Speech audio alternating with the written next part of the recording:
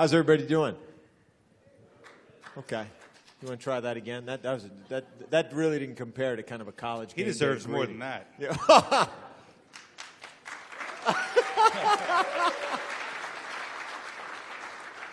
You notice even though my name was called first, that Tom had to be the first one up on the stage. Yeah.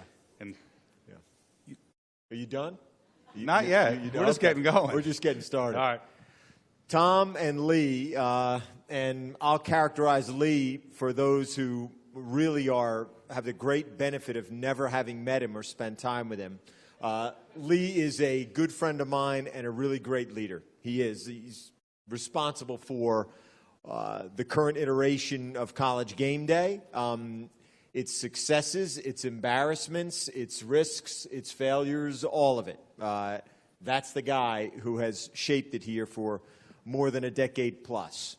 So I wanted to begin. Brandon suggested we want to thank him for the opportunity to be here.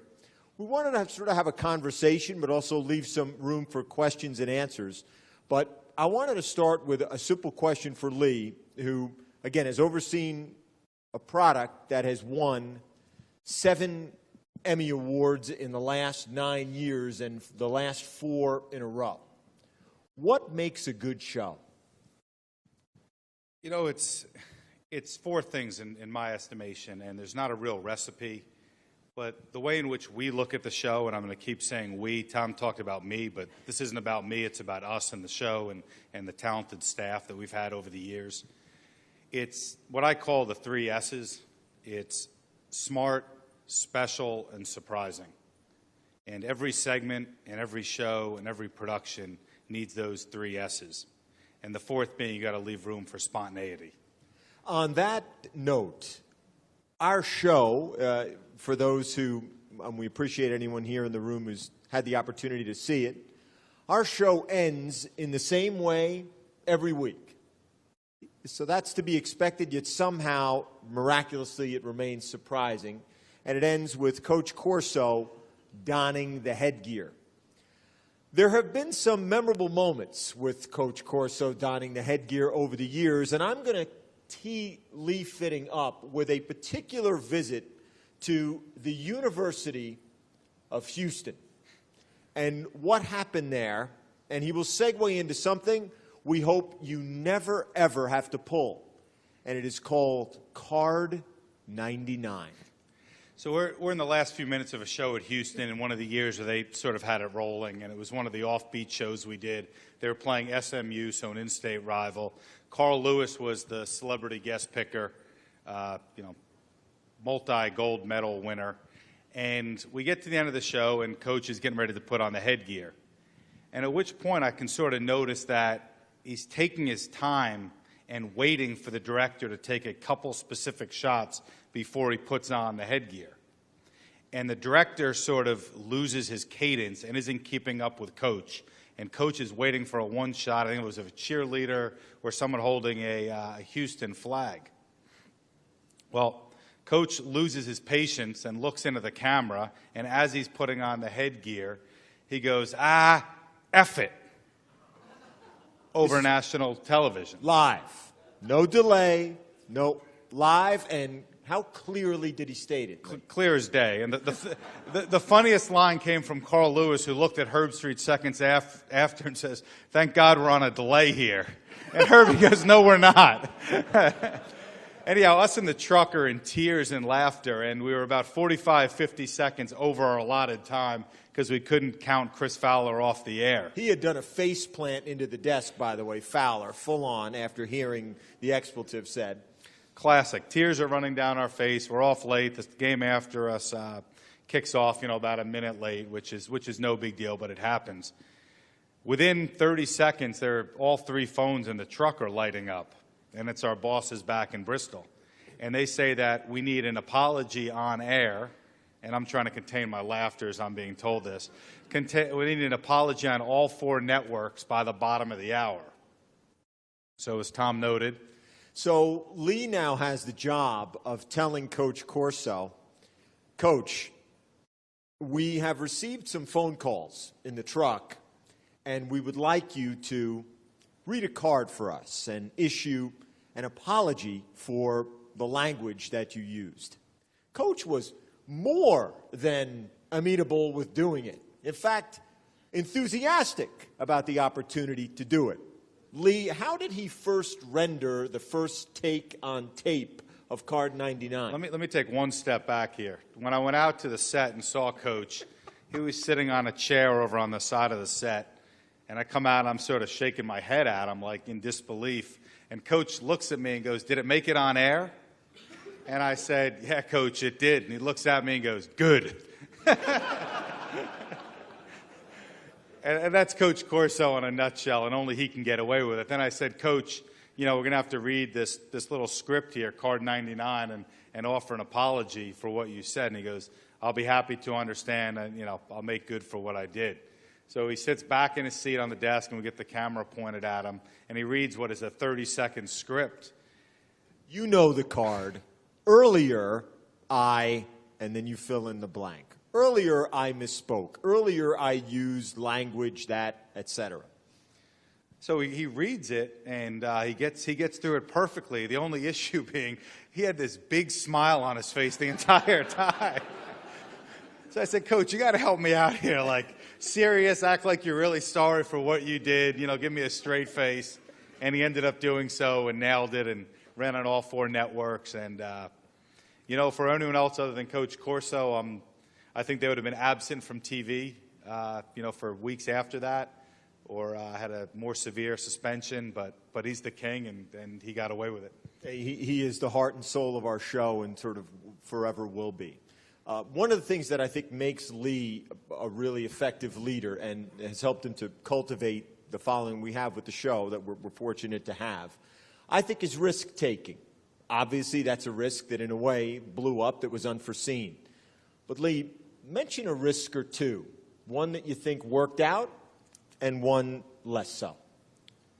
I mean, there are risks that the group takes every week on that show, from the site selection to which celebrity guest picker we have to which elements we're going to produce over the course of the week.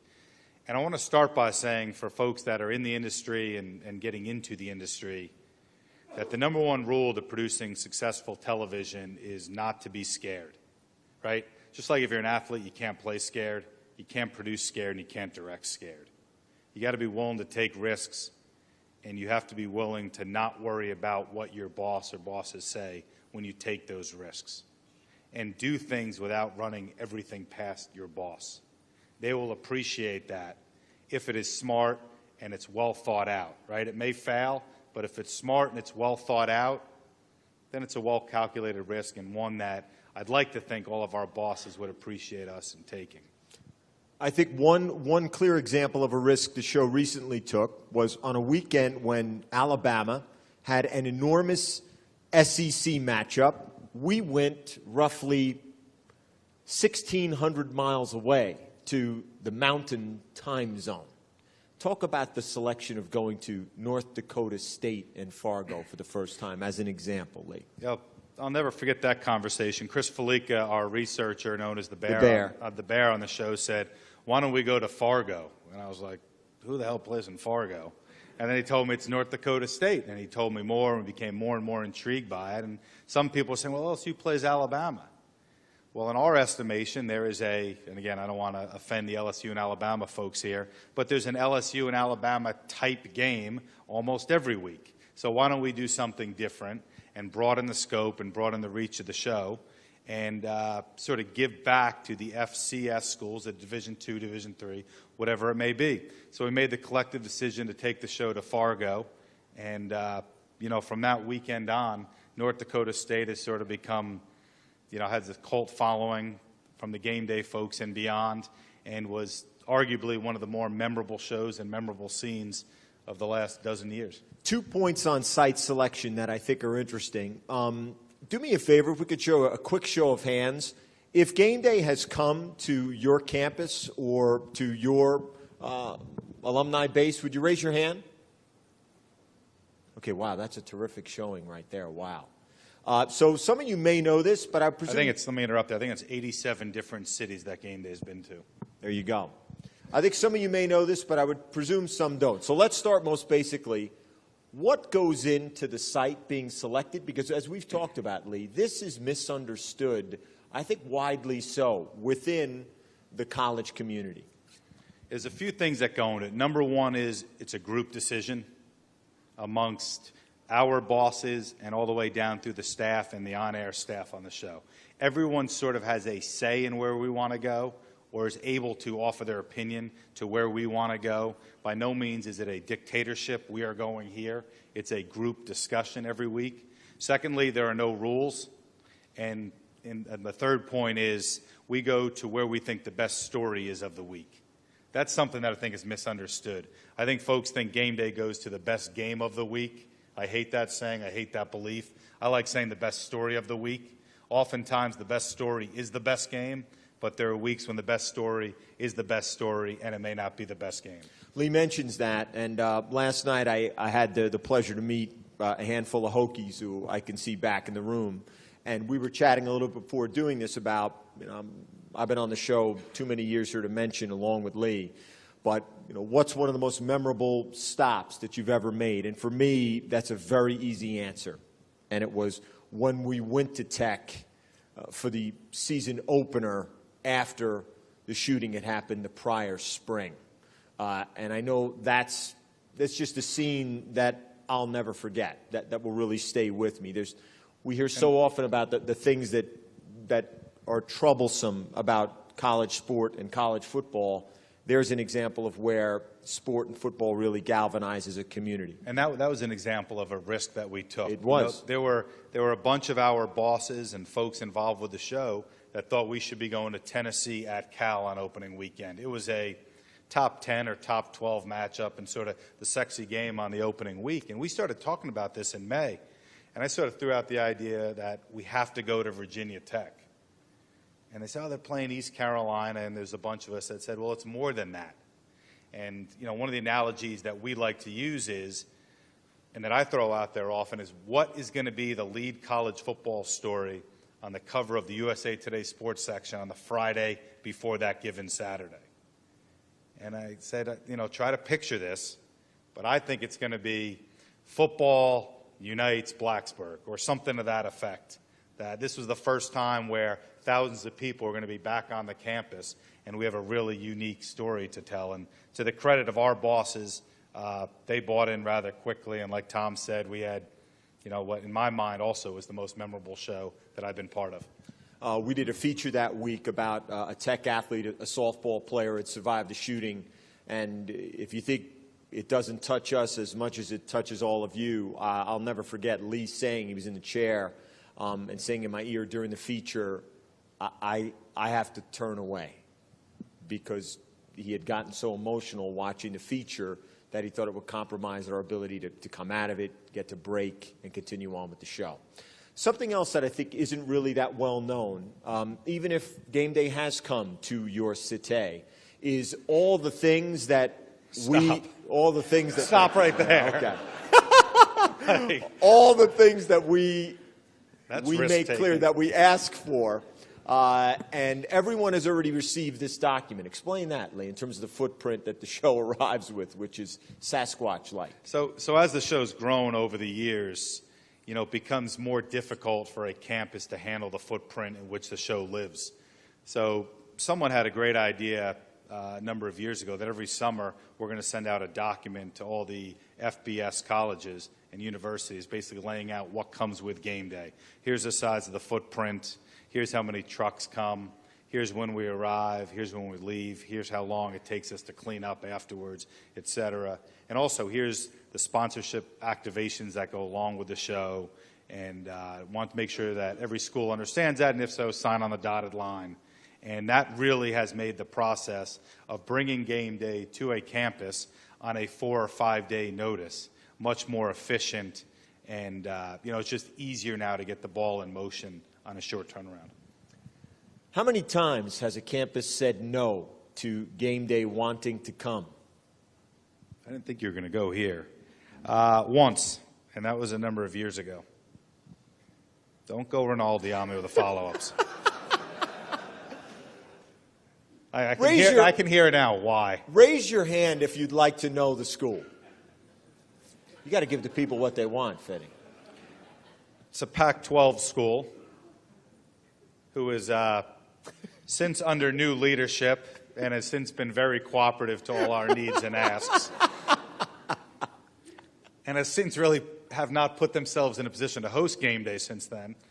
But the school's in Berkeley, California. And we have since been told that we're welcome anytime we'd like to be there, and we hope to be there soon. We hear a lot about social media and the role that social media plays in virtually every aspect of college athletics, from branding to marketing to promotion. We like to think that we had the forerunner to Twitter and social media as part of our show, almost from day one. What's that, Lee? You know, I've been lucky to always have an easy answer. You know, a few years ago, I'm sure a lot of you were in the same boat and may still be in the same boat now, but when our bosses pester us for that old social media and TV push, right? That was like a thing a few years ago. It sort of settled down a little bit. So I think people have really understood that TV's here and social media is here, and they will coexist, but they sort of don't have to mesh together. So our bosses would ask, what's your social media presentation? And we always had the easy answer of, we've had it for 20 years. The signs behind the set are like the first and perfect example of social media, where people are expressing their opinion or their take across a large social medium to millions and millions of people. And so one of the ever-changing dynamics of the signs as part of the show is a split decision that has to be made by the guy in the chair. Do we show a given sign? Most times I would say yes. Yes. And in one Sorry, of the, Kerry Potts, our PR reps Right. here, doesn't like to hear that. But in one of our most interesting and vexing moments, there was a sign that Lee thought he wanted to show, but couldn't understand if this sign was offensive. I spent, I think, over 30 minutes on this sign mid-show, debating whether we should show it or could show it. Two words long. 2 words. It couldn't have been any simpler to read or to comprehend. And it was really funny as you read it, but I was like, gosh, that has to be offensive. And, you know, we're lucky enough to have a somewhat diverse truck. Yeah, with women and African Americans and white males and old people and young people and the such. And people are like asking me, like, what do you keep looking at? Why do you keep telling camera 5 to pan back over to the sign? And I'm like, because I want to show it because it's funny, but I can't tell if it's offensive or not. And the sign was very simple. And it just, the kid was holding a sign in the front row, and it's just above his head for like ever, and it just said, I'm Asian. And I'm like, with like an arrow pointing down. So I'm Asian. So for like a half hour, one of the trucks like, God, Lee, you're always willing to show any sign. You're not willing to show this, and it's not offensive. Like, it's just a fact. The kid's holding it up, and it's all good. So we eventually showed the sign, and we had it was funny, and the kid played along great. So the next week, we go wherever we go, and there's another young Asian college student front row. I'm Asian. But by the time we get to week 3 or 4, you can guess it. Front row, arrow pointing straight down. I'm Caucasian. Yeah. Signs are like the Greek chorus to the show, and some of I know that may be your favorite sign of all time. Some of mine are Mark Richt hates the middle class.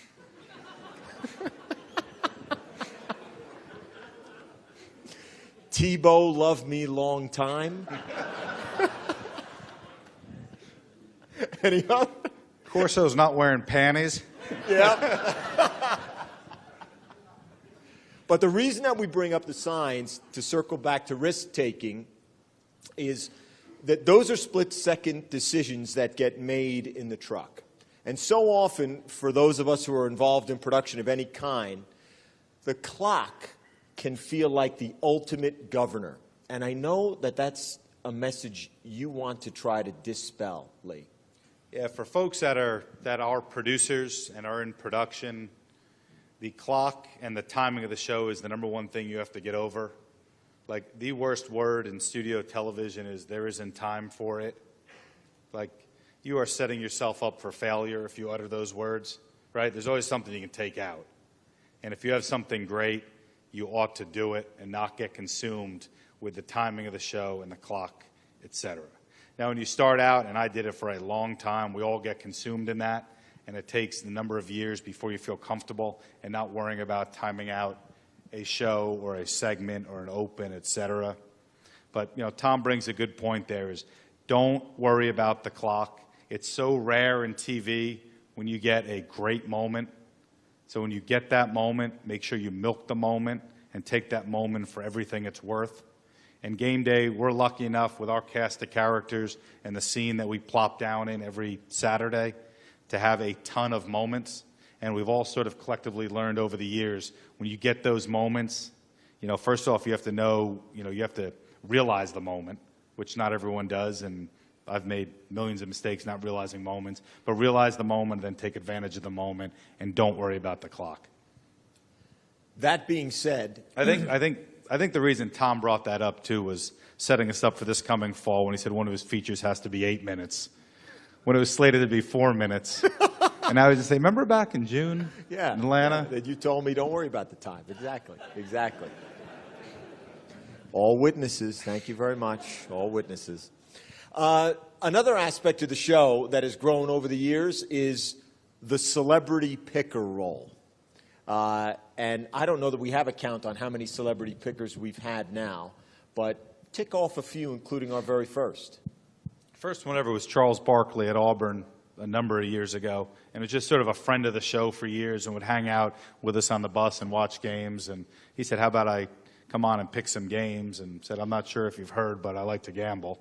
So I'm willing to pick some games. And we said, so do we, come on up. And off we went. And then, like, the next year, it sort of took off. Or I think Chris Fowler had the idea of let's try to get a celebrity every week to come on in the last segment and add a little cachet and fun to the rest of that segment. So we've had the likes of LeBron James and Kenny Chesney and Lance Armstrong and Will Ferrell and Bill Murray and Katy Perry and Tom, I'm sure I'm missing some there that. But we've also taken some significant risks in terms of who the celebrity picker might be as well. It's a good point. A couple of those risks happened in Oregon. Weird things happen at Oregon at 6 o'clock in the morning after a long night of preparation. That's right. As you can imagine, it's tough to get a celebrity to Eugene at 6 o'clock in the morning on a Saturday in the fall. So we've had some challenges there one year. So we're sitting around on a Friday evening in our meeting room, and we don't have a celebrity picker. Well, the athletic director there brings in a family friend, I think is a donor, nice guy, has a 6-year-old kid with him. And the kid is sharp as a whip and knows everything about Oregon football. He sings the Big and Rich City theme song that Tom tried to mimic earlier. And he rattles off statistics and who's playing, whatever. And Fowler and I look at each other and said, here's our guest picker. And folks like, I have a 6-year-old kid up on the set, national TV, highest rated portion of the show. And we said, like, why not? Like, what is the absolute worst thing that could happen? We'd already been there with card 99, so. So we had the kid on, and he was great and turned out to be a social media sensation for 24 hours after, and it was classic television. Next year, we're back there, and again, same deal. We've used the Phil Knight card a couple times. He's not coming again. Can't get anyone else. And someone has the great idea of let's have the Oregon Duck on as the guest picker. And I said, but the duck doesn't talk. So the creative people in the room said, well, we have some ideas. He's going to hold up signs and props and this and that, and that's how he's going to pick games. And like as that year went, the duck was the most memorable picker that we had all season. It was a show on the stage when he was there, and made for some memorable TV. So it all goes back to taking those small risks, not being afraid. Don't worry about the potential negatives that may come with it. Look at the potential upside. Lee has also overseen a lot of cast change on the show, including really our bedrock presence, Chris Fowler, who was with us for 25 years. And just to take you inside the... Wow. Uh-oh. Uh-oh. Can you pick up milk and bread? Yeah, exactly. Stand by. And pardon me, everybody. And so Who was it? It was a producer about a feature. He wants to know if we can get 8 minutes. Okay. Yeah. Got it. Doesn't matter if we say yes or no.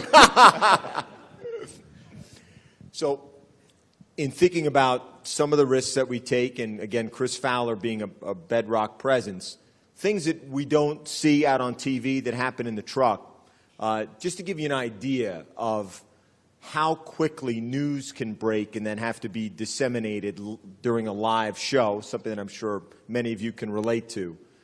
Tell the story about the Harvard-Yale game story, a serious story, and how Fowler handled that on air.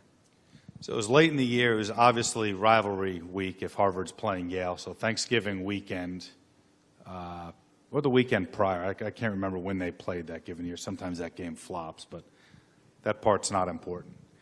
Anyhow, we hit a commercial break very late in the show. And the way the show was laid out, coming out of that commercial break, we were sort of going to do our little bit on Harvard-Yale, right? It's one of those games that we sort of feel as a staff, you got to mention Harvard-Yale every year. It's a classic rivalry. It's the game. People care about it. We can educate them a little about it. It's an important part of college football.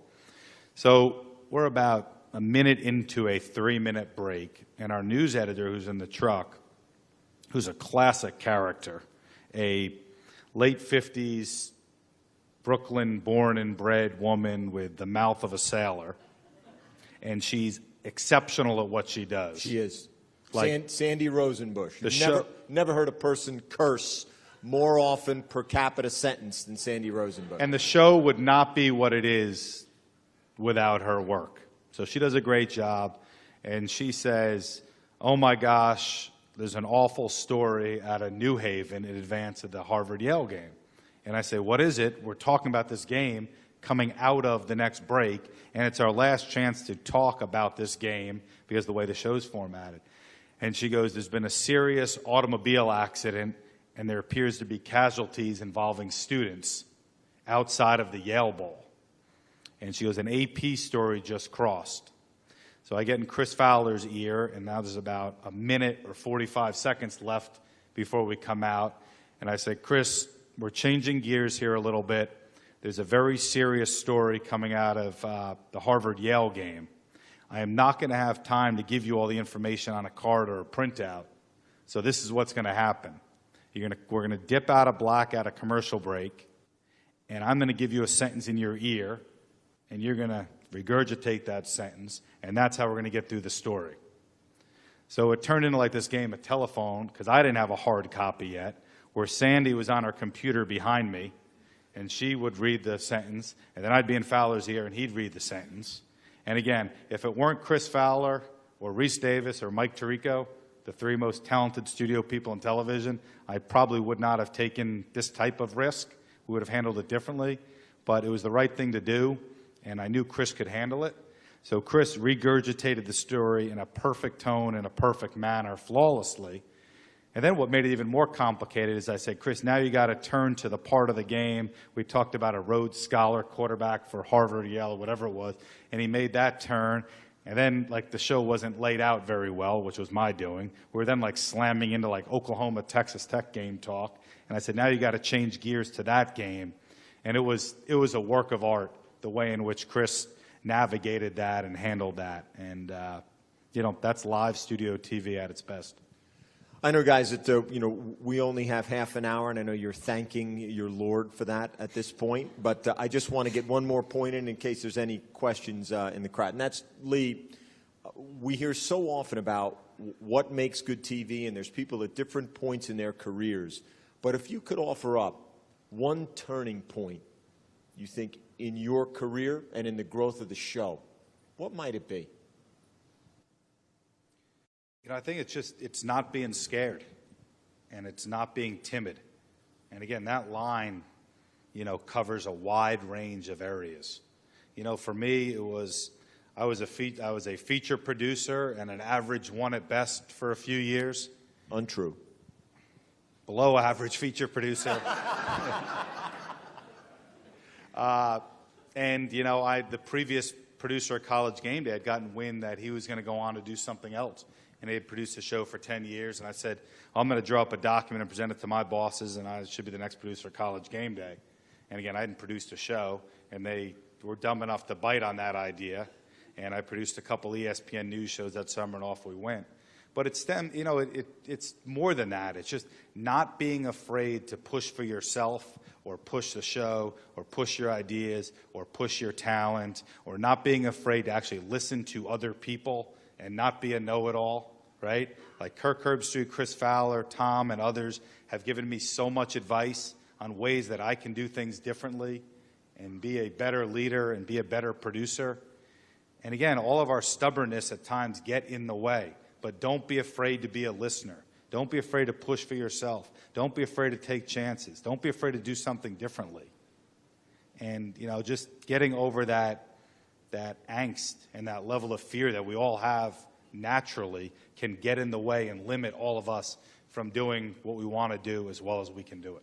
Lastly, on behalf of Lee, I want to say thanks for everyone in this room for whom we come with a large, large basket of requests and ask you week after week, day after day, at the last minute, at the final hour, to fill up our basket. It doesn't work. It does not work without your cooperation and really a lot of times your ingenuity at helping us solve problems that you could easily say are not my problem. And we're very, very grateful to you for that. We truly, truly are. I did want to say one thing to the room. When I started producing GameDay in 2004, and someone would tell me that we're getting a piece of video that a school production produced or a campus-run network produced, we'd sort of cringe a little bit. And today, when someone says that a campus-produced network produced something or a student-run group produced something, we jump at it. Because oftentimes it's better than what we're putting together. And oftentimes you guys get a look behind the curtain of a school or a team more so than we do. So the room should be very proud in what you guys produce and put together on campuses across the country, because it is top-notch and network and broadcast quality now. So thank you for that. We could give you 100 examples of that, but we're beholden to you. And not only thanks for your attention, but your cooperation and your great passion for what you do. It certainly informs what we do. So thank you. Any questions? We're happy to hear them.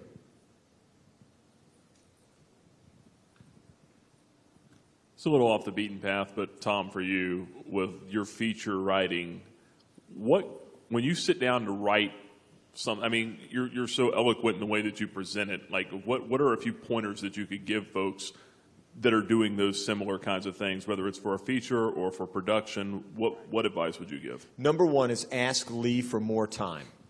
It doesn't matter what. That's number one. Honestly, it's to try to write as simply as you can. And I know that sounds easy, but writing is verbs. And in television, oftentimes, to write in an adjectival way is really overwrought. And I struggle all the time because I'm overwrought as a personality, as a guy. And I try to train that and scale that back. But writing as simply as you can and reading as much as you can. Television is largely bereft of writing. So if you're able to possess some acumen at it, you will be employable, no matter how much the landscape shift. There's always a premium placed on the written word. There is. Anybody else? All right, right here.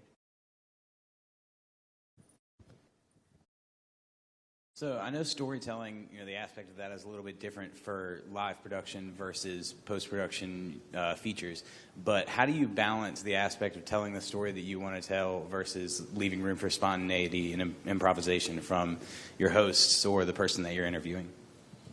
It's a great question, and one that all of us struggle with on a weekly basis. And I'm going to give a vague answer, but it's a feel, right? It's a feel for, do we have the right mix of XO, storytelling, off-the-field storytelling, spontaneity, interviews, etc. It's just trying to sort of balance the menu of that morning. And Again, I wish I could give you a recipe, and there's not one, and we butcher it oftentimes, but it's just a feel of trying to sort of touch on all of those aspects and find the right balance. One thing I would add to that is a really underused skill, and it's a skill I need to work on and get better at all the time, and it's to listen.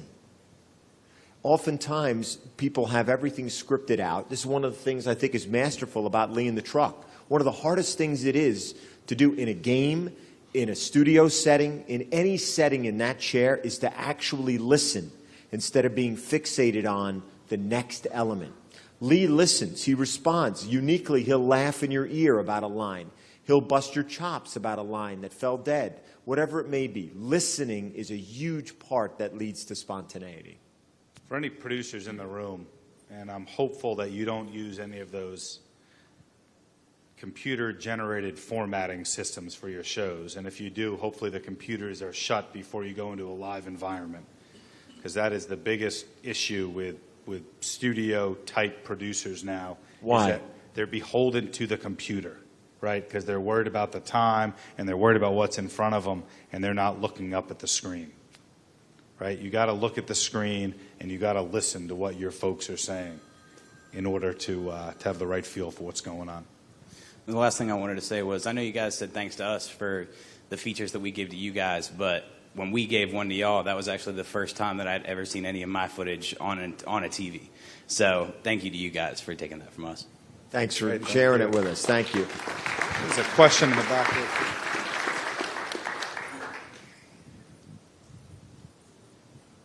there. Two questions for Tom. Tom, first, where do you get these wonderful stories?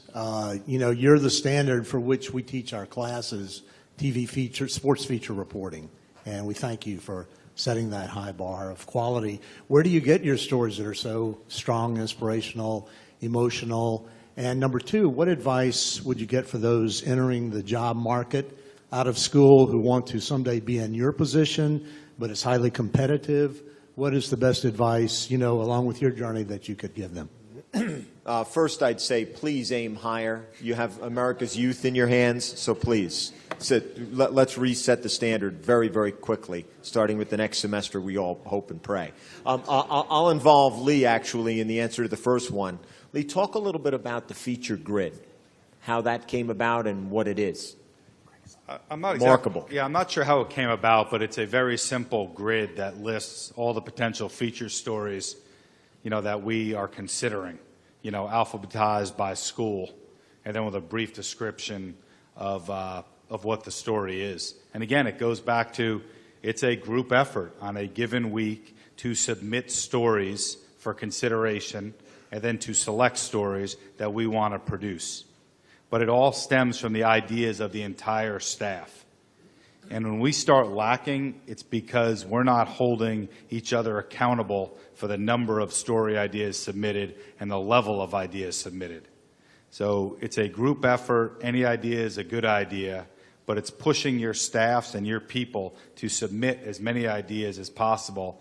And Tom knows of us trying to hold everyone accountable for submitting ideas on a daily or weekly basis. And one message Lee likes to talk about a lot is, you got to live the sport. You really do. And he's a tough grader on that, believe me. Lee is an incredible consumer of information about college sport. But also realize, all of you have our ear. You can be passive or you can be active to say, you know what, this is an incredible story about this one athlete, this one coach, what this team has gone through. Let me pitch it. Will it work? Who knows? Maybe not. We're flooded with pitches, but it works more often than you think, and if you don't pitch it and we don't know about it, it has no chance. To your second question, I would simply say, really, I benefit from the greatest stable of feature producers. Lee, who came from there, Drew Gallagher is in here, is one of the great feature producers I've ever worked with. Great editors, great crews. I'm just spoiled. I have time and the greatest people around me really to prop me up. But in terms of how you approach a story with sensitivity, it is an awesome thing to walk into someone's living room with bright lights and multiple lenses and ask, open your heart and share this precious territory with us, strangers, to then sculpt and deliver to the nation. And I try and pray that I never forget that's an awesome responsibility. And we do everything we can to honor that trust. You can't do it solely for the subject, but you need to honor the subject's trust. Hey, Tom and Lee. Craig from New York. This is Craig Silver for anybody. Craig, would you please stand up so people could see that your luggage was lost? Very nice. Thanks, Craig. I'll be a little dressed up for the occasion this evening. Oh, okay, but we didn't warrant you getting dressed up. It's when you might win an award, that's when you'll Wow. be dressed up. Okay, that's all right. So Tom, why I'm- don't you hold on a sec, Craig? Tom, why don't you give Craig's title so everyone knows what Craig does? I mean, where do you? I think we're kind of out of time. Craig, Junta. Wait, I was told that you never be out of time. You always Craig, make time. Craig runs the SEC package on CBS Sports. He also moonlights doing the Masters film at Augusta National, and is a general man about town. Boy, Thanks for that, Greg. you're really regretting that you raised your hand and got that Exactly. microphone. I told you I was going to heckle you. So a couple of serious comments. I'm a big fan, and I can't go on the air and do my show without watching your show. So congratulations on all your success. But success can often breed complacency. So how do you as a team avoid complacency, and where do you see your show going in the immediate and the distant future? Well, Lee leads through fear. That's the starting point. Just kidding. Go ahead. The number one thing is holding people and holding yourself accountable, right? Like challenging the heck out of everybody on your staff, like day in and day out. And again, I have lapses where I don't do that, but when I was producing the show, that was my number one thing, as we tried to work day to day, was holding everybody accountable, right? Sending notes out to individual people. You're not pulling your weight with ideas. We need something by 10 o'clock tonight. How many notes would you write after a show was done? Listen to this if you're a producer. How many individual notes would you send out? Probably 10, maybe 8 to 10 I think that's to a 12. I think that's a low count. I would say probably 20 individual notes after every single show. This isn't general notes on the show. This is the job you did on this one element. I appreciated it. Think about this going forward. This worked. This could be better. 20. And it's building the relationships with the folks that you work with to be able to have those candid conversations and to push people in that manner, right? And oftentimes it can be a little uncomfortable, the folks in front of the camera, but it's building those relationships and holding those folks accountable. Like Chris Fowler and I would have significant conversations every week about how each of us performed the week before or what we can be doing better the next week. And again, we both felt pretty comfortable in the job we were doing, but it's having those conversations and making sure those conversations are happening on a daily and a weekly basis. Too often now, and I don't know what it is, but we don't hold people accountable. Like we sort of, they're doing okay, but we're just going to sort of let them go. Like you're never going to get to the top of your game if you have that attitude. It's holding people accountable and making sure people are holding you accountable. Like Herb Street's great at that. When I was producing the show, he'd say, he'd give me examples every week or every other week on things that I need to be doing better. Hey, we didn't hear you at all in that segment. We don't feel like you're an extension of the show. We lose something. You're not talking to us. That segment suffered because of you. Or hey, that meeting was a little too tight. We don't like tightness. Got to make sure we're keeping it loose. Or whatever it may be, it's making sure that feedback is real and honest and direct. Craig, to his question, Craig manages an enormous staff, but his two lead voices up in the booth, they were Vern, who is now stepping down, right, who has already received the Lifetime Achievement Award, and Gary Danielson, who is among the best analysts in any sport. Yet it's incumbent upon Craig to be able to talk to them and say, after a given game, these are the times where we could have been better. And Lee is wonderful at that, and he is not joined by a lot of other folks. And it's interesting, like we're lucky enough now to have College GameDay where it's sort of, we're near the top of what we do. And we've had conversations about making sure we're making the changes now. and not 2 or 3 years down the road when we may be going in this direction. I'm not saying we will, but you want to make changes while you're up here, not on the way down, and recognizing what those changes and tweaks are.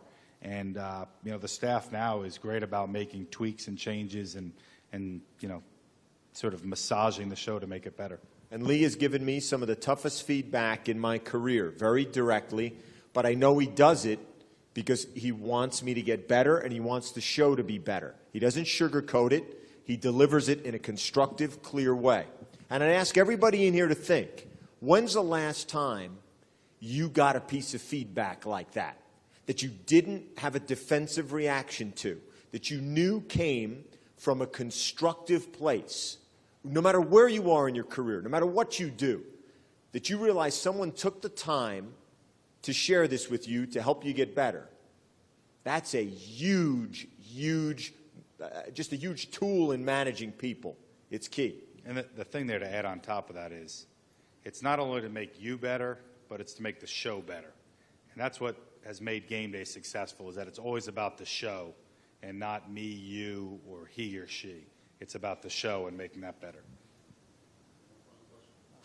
Tom, how do you determine how deep into a story you're going to tell? Because I think I was starting to realize that with college athletics, there might be a little bit of pushback depending on what area you're in and the fact that it's education, they're student athletes. And then what advice do you have for somebody trying to tell a deep story but make it some pushback? That's a terrific question. There's many ways I could answer it, but I have a specific answer for you, but I just want to defer to Lee for one moment.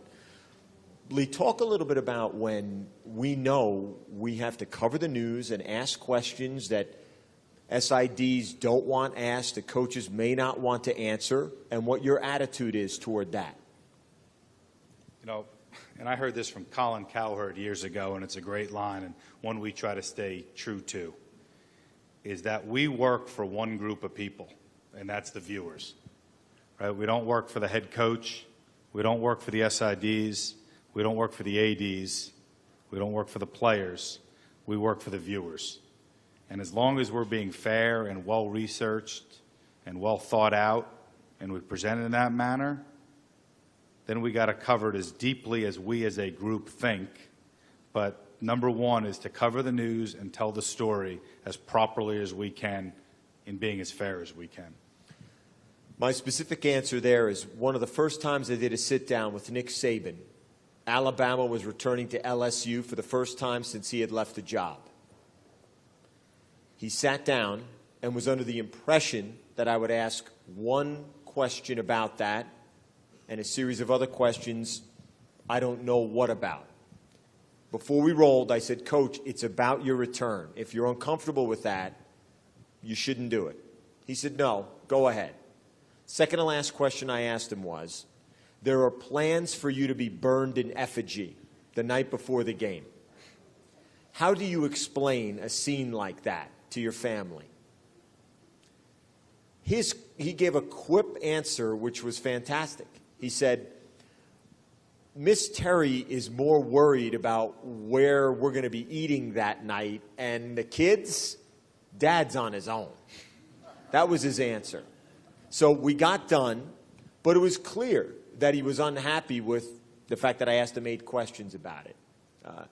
Yet, when he stood up, I tried to explain why this interest was legitimate, that there was a greater police presence from the Louisiana State Police Force than in any game in the history of LSU football. Other things that legitimized our interest. Just to try to make it clear, this is where we're coming from.